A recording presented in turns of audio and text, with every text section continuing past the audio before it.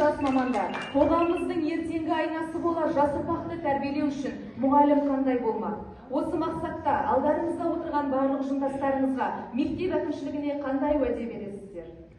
Мен ұстаз деген атқа кір келтірмеуге. Мен өз орнымды білуге.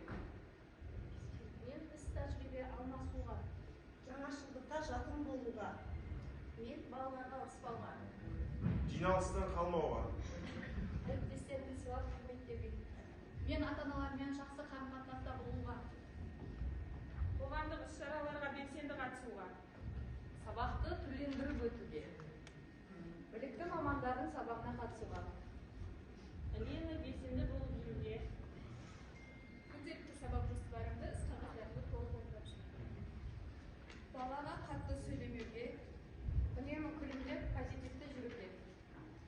Адал қызмет етуге. Жұмысқа кешікпеуге. Тапсырмаларды уақытылы орындап, өзімнің құрметті әріптестерімді сыйлап құрметтеуге және де оларға дауыс көтермеуге ант етеміз. Ендеше, жастықтың